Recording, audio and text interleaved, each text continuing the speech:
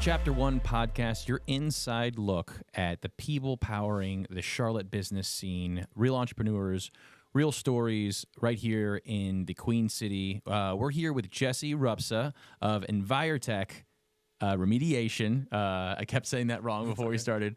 We're glad you're here. Thanks for being on the show. Let's start with Chapter 1. Where did you find what brought you to Charlotte? Where did that story start?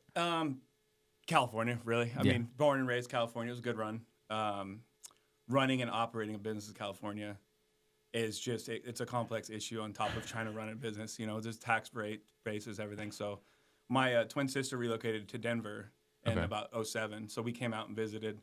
Long story short, my folks are visiting. They bought some land. So my folks retired in 2018. And Holly and I were bringing the kids out. So this was like a long-term plan.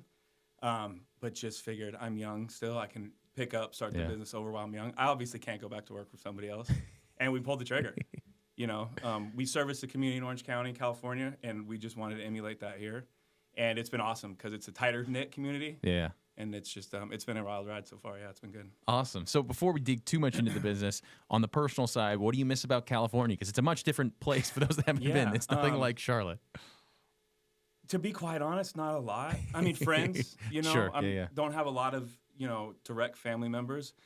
Most people say the weather. One of the big things for us was actually to come experience seasons. Yeah. And they're pretty mild here. I was going to say, this is the place to do it. Yeah. I mean, because, people, I'll explain to some new clients or friends here, and it's like, some Christmases you're walking around your board shorts and a tank top, and they're like, oh my gosh, that's awesome. I'm like, it sounds like it, but then we hear like White Christmas, and so it's just the seasons is a cool change for sure. Like putting on a sweatshirt or jacket because you need to, not because like the pumpkin latte rolls out, and that's just what we're programmed to do. I got to start wearing sweaters now because it's that time of year. I'm from Miami, so I get that same exact idea. Winter's over there, 60 degrees, and we're just freaking out. So tell me a little bit about your professional journey. So obviously, I mean, you're doing what you're doing now with remediation, but I'm sure that's not where it started. How did you get from your first job, first taste into the professional world to where you're at now? Construction background. Yeah, always been in construction. Started as a framer, got into some finishing carpentry. It's just my wheelhouse. It's what I deal with. And then I got burned a bunch in construction, so I sold my tools, swore construction off forever. And my dad, who is actually an industrial hygienist, so he's on the other half of this industry, he's like, hey, this guy Jim, he's got an opportunity. And I said, why not? Because I just went to Depot doing receiving in my 20s so I could surf whenever I wanted to. Just no kids yet. I was my first wife at the time, just dating. And it's a niche. Yeah. It's a specialty field, but with all my construction background, I was already a leg up on it. And so I started with this gentleman, Jim, who, when I started with him back in 2002, he was just kind of a small-time handyman type guy. And then in California, 2002, 2003 is like the big mold craze happened. The lawsuits started happening. So he started, my dad at that time was doing home inspections. So the mold thing started happening, and then fast forward a few years, we're full on into water restoration.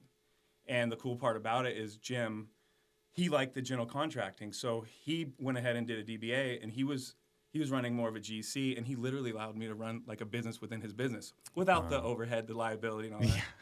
So he 2010 or 11, he just decided he was going to go back to corporate, and because I was able to be with him at the beginning and start a pretty good, well-oiled machine business, he offered me to kind of take over the assets, the clientele base, and I went for it. And that was 2012. So I got my general contractor's license, and I was able to start with a good foundation. So it was like back then, I don't like to take too much credit away, but I had a good base to start. Sure. And I actually backed out of it at one point. And then I just said, if I don't try this and fail, at least I'm going to be disappointed. So the rest was history. Yeah. I was able to keep that clientele base, generate more, did more commercial. And then in the meantime, I did get my GC license out in California. So we did some general, but just like to stick with the mold. It's just one of those things where there's no monotony. Yeah. Every single job, if you have a kitchen leak, this house, and a kitchen leak, this house, it's all different. Yeah. So it keeps you on your toes. It's all problem solvings.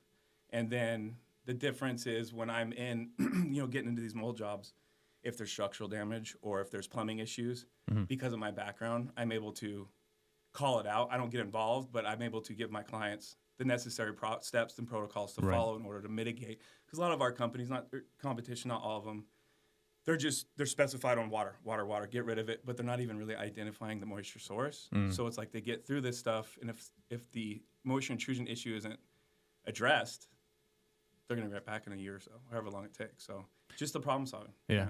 So you work in remediation, and honestly, I feel like most people, I didn't really know what this was like until my house flooded, which is a horrible story. And so for somebody that doesn't necessarily know exactly what it is that you're doing, explain that. Like, what is exactly that you guys go out and do for people? So generally, it's around plumbing. Well, California makes plumbing leaks, right? Because we get 8 inches of rain. Yeah. So out here, it is a lot of rain, you know, hurricanes, so on and so forth. So basically, if your home was to have suffer any kind of water damage, whether it be nature or plumbing, if we can get to it in time, it's just simply what we call a dry down, you know, because mold takes approximately 72 hours to grow, and I'm talking like petri dish in a laboratory. Wow. So if you get to that pretty quick, you can eliminate the whole process of remediation. So this portion would just be called mitigation.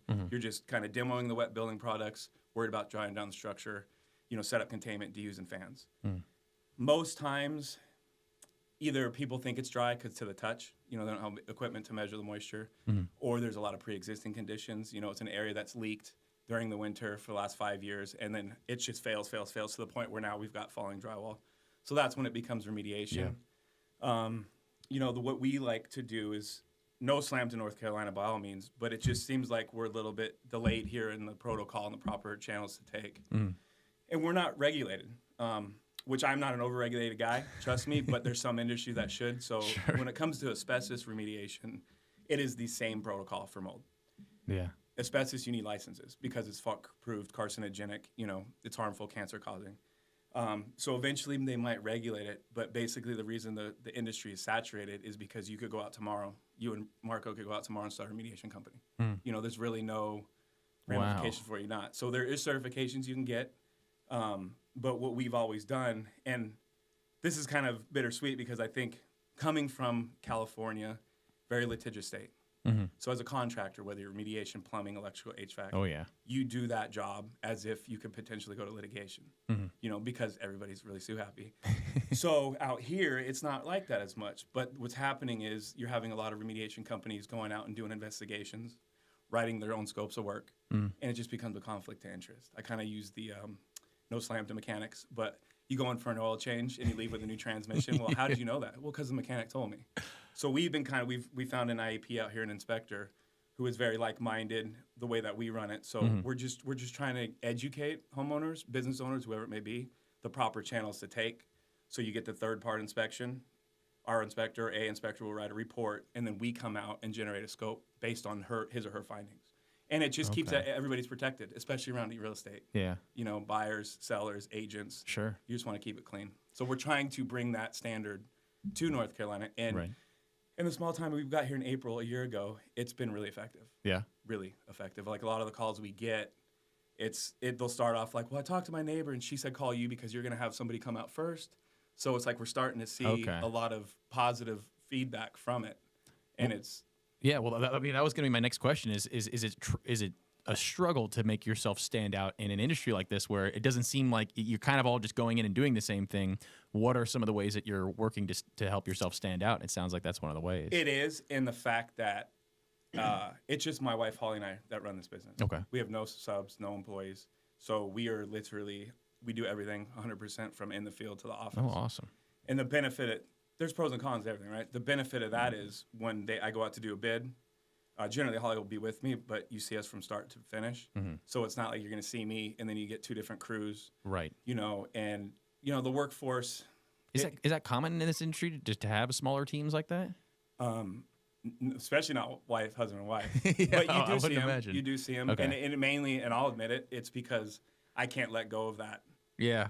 You know, because it's not what we do. What we do it's not rocket science, but it is it's like I explained to people, you're trying to remove something you can't see with the naked eye. So there's, you know, it's based around good containment and airflow, period. It's easy to train, but it's like at the end of the day, if you're on a long week and you have to get your project ready to get that post-clearance test, you skip one of those 4 or 5 steps, you're going to fail. Our company protocol, you hire me to do a job, I do it right the first time. If I don't, it's on me for the labor and the retesting. So it's a lot of my reasonings. I can't pull that trigger yet to find somebody. Plus, I like finding people organically, meeting them out in the field, kind of seeing what they're doing. Because we're not looking for necessarily experience, but more of just what do you have, a work ethic. Yeah. You can't teach that. So if you can start with that, I feel like you're ahead of the game for sure. So yeah, that's what would separate us, is that we are in the field. We have our hands on everything. That's awesome. Yeah. You said something earlier. You said you couldn't go back to working for somebody else, which is so funny, because I've said that several times, and I'm always like, man, I have a hard time articulating this and telling you why. But maybe to somebody that's not in this field yet, and then they're not in the world of doing something on their own yet, what is it that makes working for yourself so much different? What are some of those hurdles you had to overcome, and why is it such a great thing to be in now? I think if you stay work for yourself, and you stay within that field, you stay sharp. Yeah. So I'll use Jim for an example. Jim got to a point where he had me, I had a helper, and he had another guy, and he slowly started bringing himself out of the field. He was just kind of schmoozing with lunches, writing bids. I mean, he was still very involved, but on the back end of it. And you lose your sharpness. You miss those few things that you're going to write for, your bids. And one of the things in our industry, it's a huge bait and switch industry. So what I like to try to do to separate ourselves is write a worst case scenario scope, so that it's not like I'm in there asking for a change order, because generally that's the way it happens. Not all of them, but generally. But just working for myself, I think I'm a very humble guy, but I'll say it honestly. I would never ask anybody to do something that I still wouldn't to this day. So I feel like if I'm able to make that commitment to my own company, have somebody start working, there's pros and cons, like you said. Some days I wish I get to work and throw my phone and just be told what to do. Yeah. But that doesn't outweigh the pros of it. I love it. It's like I tell people, the work is great. I like what we do because it's different. But when we show up to a home and mom's there with her 3 kids, and she just got home and her kitchen's underwater, just for an example, it's nothing personal, but she looks at you like you're the problem. Yeah. It's just human nature. She's pissed because you're there. She doesn't know why she's got to deal like this. She knows she's probably going to be, if it's a mad one, she's going to spend $30,000 in order to get the kitchen she's got to be mad at somebody. and I used to take it personally, young in my business owning experience. But really, what I've really enjoyed is making that relationship. Yeah. Because I'll tell people, we'll be hugging it out at the end of it, I promise. Just trust me. I give you no reason to not ask questions. I'm also not a yes ma'am. I'll tell you no. Yeah. You hired me to be a professional and use my experience. So it's really the relationships that we develop along the way, starting off as mom's angry just at the situation, but take it personally. And by the end of it, it's like, wow, you really came through and said exactly what you were going to do and some. Right. So that's probably my favorite part, is generating the relationships. So we'll talk a little bit about that, generating those relationships, because you moved here. You've been doing this for a little bit, but you've actually only been here for even a shorter time period. How have you gone about getting? I mean, that's like the main thing. You start something, it's like, great, I have this thing, I believe in it. Where are the people that need it? How do I get them in the door? How have you guys been doing that since you moved here to Charlotte? So, like I said, when I started this in California, I had that base. Right. So I never did any marketing. I was blessed. Yeah. Didn't know it. Yeah. Because I still started a business. I just had a foot up. Sure. So when Holly and I were flirting with this, I'm like, we did it. I did it before. Like, let's just go. I came out way over optimistic, and I got slapped with a huge humble pie. And it was good. I think we all need to be brought down a little bit. So what we did is we did a little bit the first 6 months, did a little bit of work, enough to kind of float, but we're still hitting in savings. And then we got involved with a networking group. And in that networking group, we met a guy who did, Tracy does a lot of social media marketing. And I told him, I said, look, I have realistic expectations. I want to close work for sure, but I'm like, I just need my phone to ring. Yeah. I don't know anybody. And he was able to make that happen. So my buddy opened up a Google page for us, which we never had before. So we just did a little bit of marketing, which was a huge learning curve to me, because, again, I had no idea. I had no idea I was going to be in this route, of doing that. And because we wanted to take our business plan that we did in California, we want to serve the community. We want to be honest, ethical. We're 100% referral, and that's my goal to do it here. We want to be 100% referral, word of mouth. So we go into every job. We're going to treat that job the best, but I'm always thinking, who can I get from this one? Your neighbor, your mom, mother-in-law, grandma, grandpa. Right. And it's been really successful so far. So just a little bit of marketing definitely helped, just to and him running it within just the community surrounding that we wanted Right. to kind of target. You know, we started with about a 60-mile radius. We're going to have to close that down soon because we can't Yeah. get to it. So everything we just, I met a client today. It was funny because he was telling me about his business, right place, right time, right attitude. You know, and it was cool because I did start this business before I met Holly. But she jumped on. She was in corporate, come home, hate work. She was in HR. And I said, just quit. Come, because she's already doing the books. She knew basically what it was. I said, quit, give it a year, see how it goes. And that was 2016. That's awesome. You know, so to be able to come out here, because she was a huge part of the way where the business went from when she came on. So to be able to close it down, well, shut it down there and come here and literally start from fresh with my wife has been fantastic. It's been awesome. Because a lot of people say, oh, yeah, your wife does the books. I'm like, oh, you'll see. She shows up Monday. She's doing demo. I mean, she does it all. So it's just literally her That's and awesome. I. And that's a huge selling point, too. Moms love it. Yeah. They absolutely love having the woman on site. You know, it eases. Yeah. You know, they can talk, they can relate. They're both moms. You know, share horror stories of kids growing up in the morning, that routine. Isn't that great? Once you become an entrepreneur, like being able to tell people that. I've told multiple people, I'm like, just quit. And I'm like, I never would have. When I first started this whole journey, I was telling most of my friends in Miami, because I moved here to Charlotte to start the company. I told most of my friends in Miami, I'm like, I'm going to do this thing. It's probably going to fail. I'll be back. And then it just blows up into where now I'm like, hey, wait, everybody should quit. Yeah. You should go quit your things and start your own thing. And it's been such an exciting journey. People look at us too. They're like, so you left a good business, running small, profitable, and you moved to the other side of the country to start another one. And I look back and I'm like, that's crazy. And they're like, that's crazy. I'm like, I'm very confident in our ability once we get the notoriety of it. And then, like I said, with Holly by my side, like she's a rock star. We just, you know, I can make the relationships. And if the ones that maybe I'm hurting with, vice versa, she just steps in and gets it. So it's a trust thing with this industry for sure. What are some of your favorite parts about what you do? Because I mean, obviously, with it just being you and your wife, I'm sure you do all the different things between marketing and networking and then actually doing the business with the clients. What's the thing that you love most about what you get to do? In the field. Yeah. In the field, making a difference. Yeah. Yeah, because we do like what you would think is like an everyday job, but in California, we did a lot of our clients were ill with Lyme disease, so their respiratory, they had respiratory issues, they're susceptible, and so we do like the cases where there is actually health concerns. Not that mold should be taken lightly, but there's a time and a place to like really step it up and really cover all bases. Yeah. I mean, it should be done contained. Don't get me wrong, but then you have somebody who's got Lyme, or they have an elderly person there who has a compromised respiratory system, or they have newborns who aren't fully developed. That's generally the people that mold will affect more. People who are relatively healthy, it's exposure over a long extended period of time. So we're healthy. If we didn't wear our PPE, we would definitely probably be feeling the effects of it in our 60s-ish when you get older.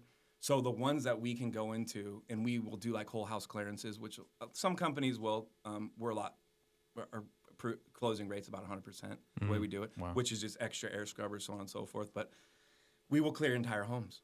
Wow. And it just get that comfort of those clients to come home knowing their kids are going to be healthier, grandma, aunt, whoever it may be. And so we do like the more complicated ones. And again, we're able to do that because it's our eyes on it. Wow. We're not relying on some guys that we've trained in the past. Right. So that's one of the benefits of staying, hands-on 100% too. So there's different scopes of severity to jobs that we do.